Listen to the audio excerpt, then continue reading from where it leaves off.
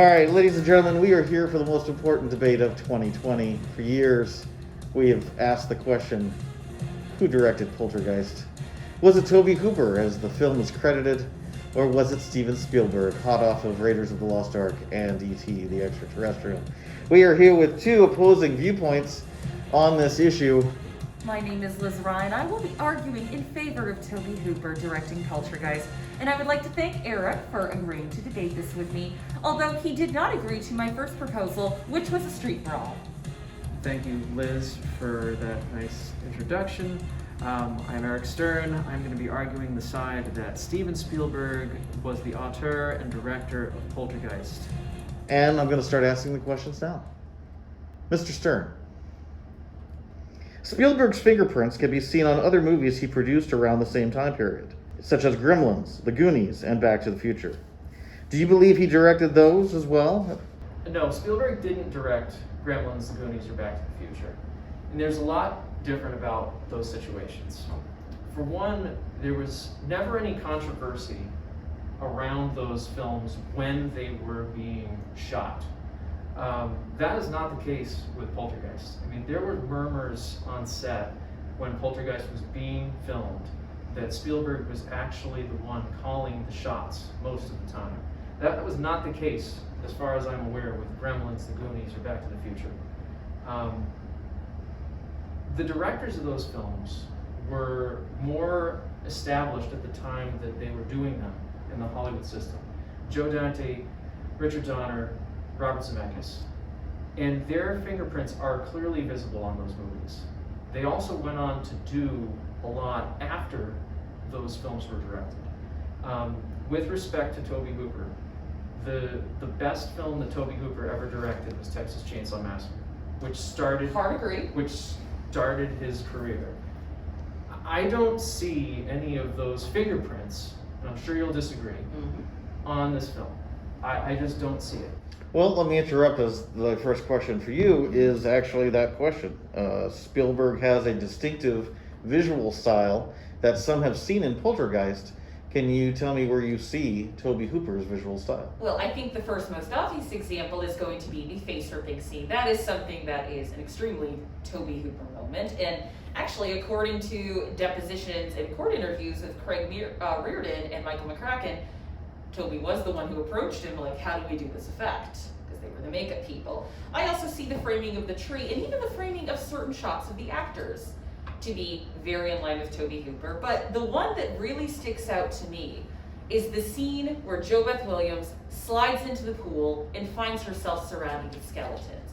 That, for me, is almost a direct callback to the scene in the Texas Chainsaw Massacre when the girl who is not Sally falls into the living room of Leatherface's house and finds herself surrounded by bones.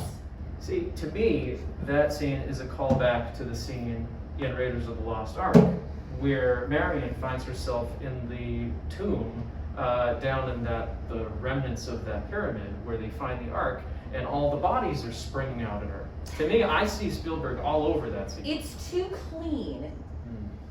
This is the main difference that I see between Spielberg and Hooper. Hooper is more willing, probably because he got his start on a little bit more of a low-budget film.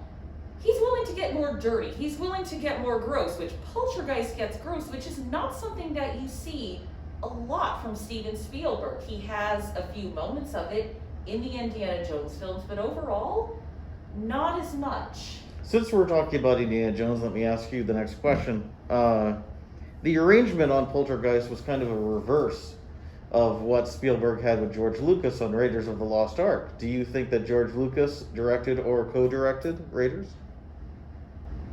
Have you seen The Phantom Menace? You know what? I have no rebuttal to that. Have you seen Attack of the Clones? Have you seen Revenge of the Sith? Although better than those prior two. Not by much. No. George Lucas did not direct Raiders of the Lost Ark. I happen to love George Lucas, and I'm not putting down George Lucas's early work. I love the original Star Wars films more than just about anything. But if you're going to make an argument for Lucas directing something, go to Return of the Jedi. do not go to Raiders of the Lost Ark. I mean, there are so many moments in Raiders of the Lost Ark that have become iconic Spielberg moments, and his fingerprints are clearly visible. Very, very much filmed like Close Encounters, very close to Jaws. Lots of the shots are framed the same sort of way. The light sources from nowhere. You have all kinds of things that are textbook Spielberg in Raiders of the Lost Ark. So I mean, I definitely think that Lucas doesn't get credit for directing film. I think that is Return of the Jedi. I think that's not what we're talking about here, however. Lucas did not direct Raiders. Let's take a short break. Curbside, curbside, curbside at the Derry Public Library. Call us or place your holds online. DerryPL.org. Pickup available 9:30 to 7 p.m. Monday. And also Tuesday and Wednesday. And Thursday through Saturday, 9:30 to 4:30 p.m. It's crazy. Pick up your stuff in the lobby. So convenient. You want video games? Oh yeah, we got 'em. CDs, DVDs, we got 'em. Insane amounts of James Patterson? Hold on to your hats, cause we got 'em. Fiction and non-fiction? You know we got 'em. And tons of kid stuff. So many options, it's mind-blowing. Go wild. Awesome librarians will call you when your stuff is ready. You're gonna wanna take that call. Place your holds now. Liz, there are two people who were on set who claim that Spielberg directed the movie.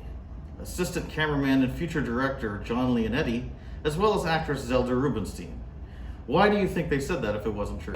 Well, I'm hearing this from John Leonetti. I actually did a lot of work to see his brother, who actually did even more work on Poltergeist, and I heard him say nothing either way on the controversy, but I did look a little bit into Zelda Rubinstein's time on the set. So she was only on the set for about 6 days. This was a 90-day shoot, and for many of her scenes, she was on the more special effects heavy scenes. Now, I've watched many interviews with Tobe Hooper, and he had said, wasn't a big special effects guy when he did Poltergeist. He goes, this was a learning experience. So I find it perfectly reasonable to think that for special effects scenes, Tobe Hooper would have Steven Spielberg there because Steven Spielberg had more experience. Also, there are plenty of actors and other people who worked on the film and supervised the film who have vouched for Tobe Hooper. Craig T. Nelson, JoBeth Williams, Oliver Robbins, the unfortunately one surviving child. They've all attested that Tobe Hooper was directing. And if anything, based on what they said, Tobe Hooper and Spielberg were a team rather than opposing forces. Also, we have the word of Mick Garris and, as I mentioned earlier, Craig Reardon and Michael McCracken, who did makeup effects. Okay, so it's time for the mess. Yeah. Mess up time. Messed off. So I quote, I can tell you that Steven directed all 6 days I was there. I only worked 6 days on the film, and Steven was there. Toby set up the shots, and Steven made the adjustments. You're not going to hear that from Tobe Hooper. You hear it from Zelda, because that was my honest-to-God experience. I'm not a fan of Tobe Hooper. Okay. So in her own words, she's not a fan of Tobe Hooper. I think we can establish she does have a motive for the things that she said. However, John Leonetti, I have no idea how you can take what he said and claim that Tobe Hooper still directed this film. I mean, he was on set for every single shot of the movie, and he has been quoted as saying, Steven Spielberg directed that movie. I don't care what you say, Steven Spielberg directed that movie. So there's a lot of ways you can slice this, but to me, I look at the word of the brother of the cinematographer. The cinematographer is not going to come out and undermine the production and claim that he was working for Steven Spielberg when he was working for Tobe Hooper, because I'm sure we're going to get into this whole thing about Directors Guild and Variety at some point in time. There's just mountains and mountains of evidence that the truth did not want to come out. Well, since we're talking about that, let me But get then there. I was about to say, but how do you explain the fact that actors have come on record and said that Tobe Hooper, perhaps this is a case. They were towing the line. They Of were following the company line. They did not want to undermine the production at the time that it was released.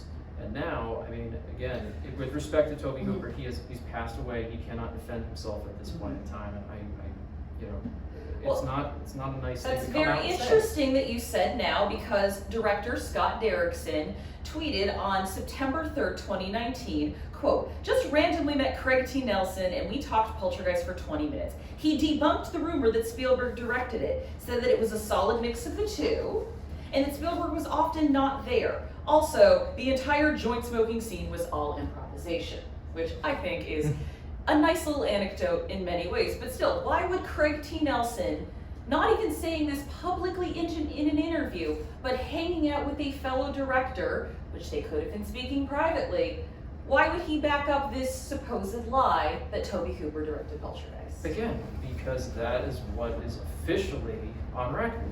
Let me interrupt here as we are kind of going in a bit of a circle and go to something. Since you brought up the DGA, let's jump to that question.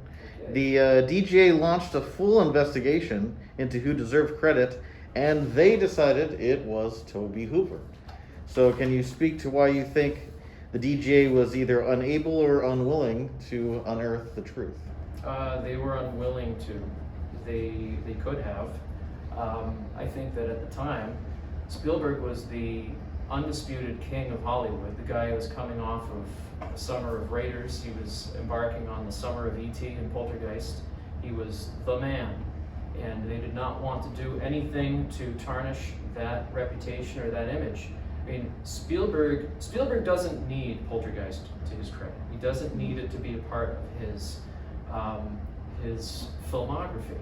Tobe Hooper, it's a different story, and I think that if you look at Tobe Hooper's films, I mean, really, again, the one that I brought up already, Texas Chainsaw Massacre and Poltergeist, I think are like 1 and 2 on that list of films. I mean, as far as respect of his films. Huge slam on Life Force right out of Oh, nowhere. it is. It's a huge slam on Life Force. A film which, you know, has a lot of Spielberg-inspired moments, and hey, guess what? He directed it right after he directed Poltergeist. So, Well, that's he interesting. learned from the best. I was about to say that's actually very interesting, because Tobe Hooper has consistently talked about Poltergeist as being a hard directing job, but also a learning experience. I think one of the things people forget here is that Spielberg and Hooper were friends.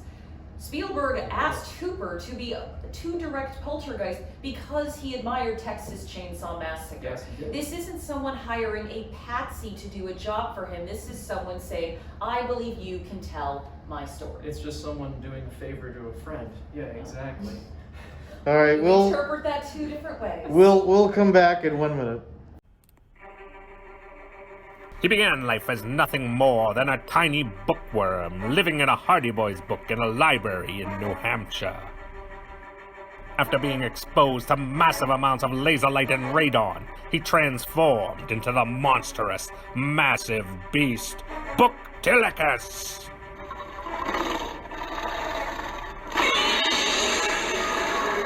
Nowhere is safe from his insatiable hunger. Mighty devourer of books and the people who read them, nothing can stop him. Immune even to the immense might of the U.S. military and all known weapons of warfare, this annihilating mastodon is invincible, indestructible, a true ravaging power, causing a riot of fear, leaving all of humanity with only one recourse. Run, run, run as fast as you can to your local library to take out and read as many books as possible before it's too late.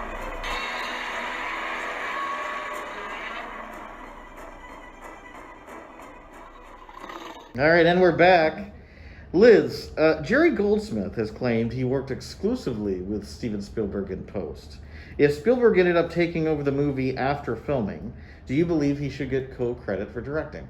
Yeah, somewhat yes and no. I actually would like to see the DGA rules change somewhat to accommodate direction, because for a while only one person could be credited as director, meaning Joel and Ethan Coen were always, one of them was shafted, even though we know they both direct. True. However, Post-production involvement, I do not believe negates in-person work, and I have a specific film to bring up. The classic John Woo film, Hard Target, which is one of the greatest films ever made. I do not appreciate that laughter. So, after Hard Target was completed, John Woo had a cut that was almost 2 hours long. There was a lot more focus on Lance Henriksen, but Jean-Claude Van Damme, being the juggernaut he was at the time, took the film away from John Woo and edited it down to 93 minutes. Granted, it is an amazing 93 minutes, and there is still plenty of John Woo in that movie. But would that mean that Jean-Claude Van Damme directed Hard Target and not John Woo? I don't think so. I think that we can all agree that more Lance Henriksen is always a good thing. It's always a good thing. I would agree to that. I'm just still, I'm still taking in that Hard Target is a good film. Stop filming. We have a new debate. Hey, let's move on. That's a controversy for another day. I can't. I love certain John Woo movies. It's a great movie. How dare you? Mr. Stern, is it possible, as suggested by a Tobe Hooper biography, that this entire argument stems from an LA writer seeing Spielberg shoot second unit footage and misinterpret what he saw, thus leading us here today? Possible, yeah. I mean, anything is possible, I suppose. There are numerous photographs of Spielberg directing on set, and it's doing a whole lot more than second unit, from what I understand. I mean, the unofficial rule, as far as I'm aware, is that directors direct actors, second unit directs other stuff. Am I correct in this general rule? Correct. Can we agree upon this? I mean, there's Spielberg directing Craig T. Nelson. There's Spielberg directing Zelda Rubinstein. There's Spielberg directing the child in the bed when the tree comes in and grabs him. Are these things that second unit directors do on productions? Direct scenes that involve the main actors doing the primary action of the film? No. End of argument. Well, so Tobe Hooper has actually spoken about that a lot. He said specifically, and this is where I think that he actually has a lot more to do with the movie than some people give him credit for. He said the reason that he had Spielberg going out and shooting the B-roll of some actors out front, actors filming the cars, and just regular dialogue scenes was they had a limited amount of time to shoot at that house and shoot those exteriors. So this is a specific story that he brought up. So they were filming the scene where Jo Beth Williams, Heather O'Rourke, and Dominic Dunn are having the funeral for Tweety. It was late in the day. Heather O'Rourke was tired and was having a little bit of a meltdown. So Tobe Hooper was dealing with this, and this was bringing a delay in. So he just said, Steven, can you go shoot a few of these short scenes while I deal with our main performers? And I look at that, and I think that absolutely provides an explanation. Again, I believe Poltergeist, as I will lay out later, was a team effort. Well, now that we've brought that up, let me ask you a question. Do you think it diminishes the film or either director's body of work if both men ended up directing it together? Absolutely not. If anything, I think it would make me respect Steven Spielberg a little bit more. I've always been fairly lukewarm on his horror offerings. I don't understand how my mother thinks Jurassic Park is scary, but we'll go there. I think what this really is a case of Steven Spielberg having an idea, feeling that Tobe Hooper was the man to help bring the vision, and judging by both Spielberg and Tobe Hooper's interviews, they really loved just shooting the wind about this. Tobe Hooper's had his own Poltergeist experiences, and they really had a ball making this movie and making this story. So the way I see this movie is, it is Tobe Hooper's interpretation of Steven Spielberg's story. And I would like to present, from the Taschen Book of Horror, a picture of both Tobe Hooper and Steven Spielberg helping direct the tree scene. I do not see opposing forces here. I do not see Steven Spielberg taking over. I see two friends who respect each other's work trying to create a scene. Again, Tobe Hooper is not as used to big special effects as Steven Spielberg was. So I believe that they came together to create the best version of the film that they could. I'm looking through my materials here because I have that picture as well, so I can see it. better view. What I see in that picture, I'll make sure it's on the screen when we're talking about it, is Spielberg directing and Tobe Hooper in awe of a man who is directing a scene in support of what you just said. That I do think that a co-director, nod to each of these guys would have been appropriate for this film. I mean, I think that it was just not something that was done at the time.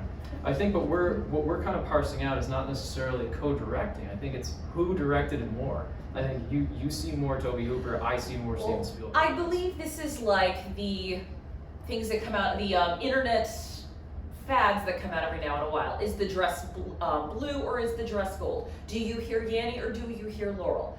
I think Poltergeist is one of those little tests. What do you see more? I think if you are more of a Steven Spielberg fan, you will see more Steven Spielberg. If you are more of a Tobe Hooper fan, as I am, you will see a little bit more Tobe Hooper. Yeah, I think that's reasonable. I'm going to take a quick break.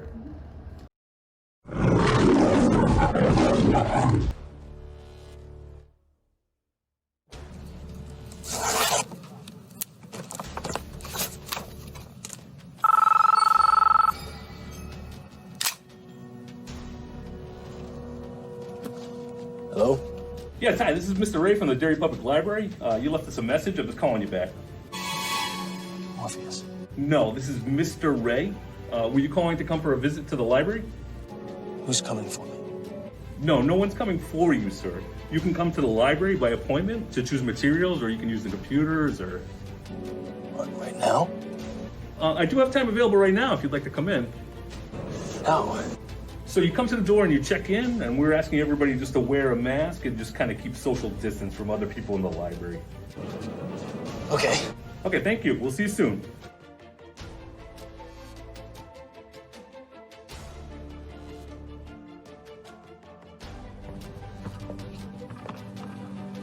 Oh, hi, Mr. Reeves. It's great to see you again. Love the beard. When do you have time to grow that? Looks good. Just a reminder, we are asking everyone to wear a mask in the library, okay? Great, thanks. Hello again, Mr. Reeves. Just a reminder, remember about that social distancing, okay? Okay, great, thanks.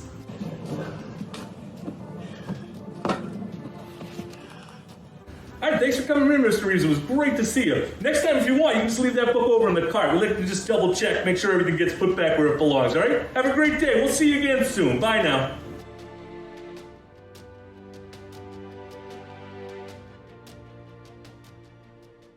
Mr. Sturt, Hooper actually shot multiple things for Steven Spielberg after Poltergeist. Do you think he would have, if Spielberg had undercut his directing duties on their first project? Yeah, I think he would have, because That's they're interesting. friends. Moving on. Hello? Am I? Yes? Your question? We're running out of time, so we're going to go to the final question now for both of you. There are movies that are clearly the driving work of one creative mind, and there are movies that are studio driven with the sole purpose to purchase a ticket.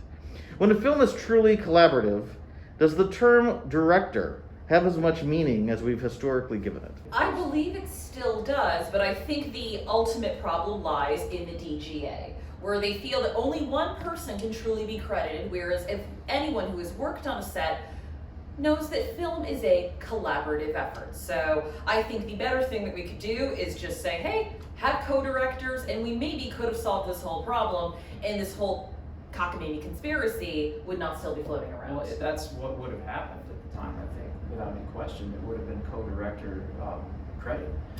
But I think at the time, the DGA had rules, and they still do have rules. They would have allowed for that. Yeah. But I think that there are circumstances at the time that do support, again, my argument that Spielberg did direct it and just couldn't direct it. You know, under contract with Universal for E.T., possible director's strike. That was something that was looming. However, I do have a question. Steven Spielberg, though he had made a number of hits, he was still fairly new as a director. Why would he secretly direct a movie that could potentially get him thrown out of the DGA? Why would he put his career on the line? And that is something that I have found no good answer for. He wrote it. I mean, I think as a creator, like it's hard to step back from your work. And Tobe Hooper was his friend. We've established that they were pals. Someone whose vision he trusted. Let's talk just for a minute about what happened on the set of Used Cars, which was a Steven Spielberg produced film directed by Robert Zemeckis. Yes. And Kurt Russell had to basically step in and stop Spielberg from directing scenes that Zemeckis was already directing. And he said, I can take direction from one of you, but not both of you. And Spielberg said, you're right, you're absolutely right. I'm gonna step back, I'm not gonna direct now. No one did that in this case. And I think that's what the difference is. It's like no one was there for Hooper to say, this is Tobe Hooper's film, he's the director, Spielberg, you sit down and produce and just be quiet. I think that's really what happened here. So it's like that adds credence to the they both directed it theory, but Spielberg is just such a strong, charismatic director, he's going to just overpower whoever's on set. And I do think there's credence to the theory that he's a very overpowering producer as well. However, based on the interviews that I've read with actors, that there were certain scenes where Tobe Hooper would completely take the reins, but there were other scenes, particularly scenes that were special effects heavy, where Hooper deferred to Spielberg. Because number one, he's like, Spielberg has worked with this, and also, as even Tobe Hooper put it in one interview, I wanted to make sure I was executing Spielberg's vision correctly. Yeah, well, Spielberg's vision, I think, won out at the end in this film.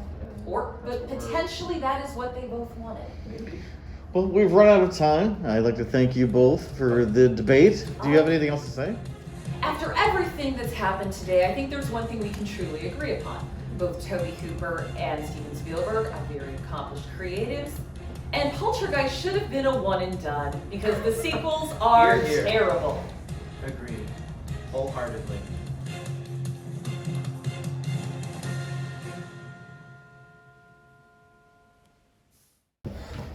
Sorry? Okay, so I realize we technically didn't win the case. Like I said, pizza's free. Well, this wasn't a real case, and we actually kind of agreed on something. Well then, this can be it for all of us. Box is empty. Aww.